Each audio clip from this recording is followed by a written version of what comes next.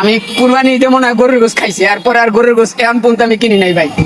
টাকাই হয় না কিনুম করতে, ওরকম টাকাই পাই না। আগে যেরকম 800-1000 কামাইছি এখন ওটা পারি না ভাই। সেই কোরবানির ঈদে গরুর গোস্ত খাইছে, 2-3 বছরের বেশি হয়েছে ইলিশ মাছ খাইছে। শুনলেন তো এক অসহায় বাবার কথা, যে এক সময় অটো চালাইতো, সে এখন অটো বন্ধ হয়ে যাচ্ছে দেখা, অটোর অভিযান চলে দেখা, অটো যেখানে সেখানে ধরে ডাম্পিংয়ে দেন, মামলা দেন দেখা, সে পায়ে চালিত রিক্সা চালায়। এখন তার সংসার চালাইতে কষ্ট হয়ে যায়। এই দেশে গরিব মানুষ যে কী একটা পরিস্থিতি বর্তমানে চলতেছে আর ভবিষ্যতে হবে, এটা বলে কোনো লাভ নাই। এই দেশ বড়লোকের দেশ, এটা আমি আগেও বলছি, এখনও বলছি। এই দেশে গরিব থাকতে পারবে না ভাই। অটোরিকশা এখনও সময় আছে, আপনারা লাইসেন্স করে দেন। আমার কথায় কেউ মন খারাপ করবেন না, আমি কারো দালালি করতে এখানে আসি নাই। আমি যেটা ন্যায্য সেটা বলতেইছি। গরিবের হক কেন আপনারা নষ্ট করবেন? দেশ ডিজিটাল হবে, এই দেশের সাথে সব কিছু প্রযুক্তির সাথে আগাই যাবে, এটাই স্বাভাবিক।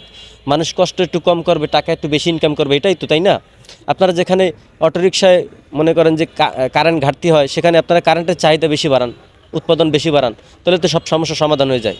আমি গরিব জামাল কথা কইলে আমি খারাপ হয়ে যাবো আপনাদের কাছে, এটাই হলো বাস্তবতা।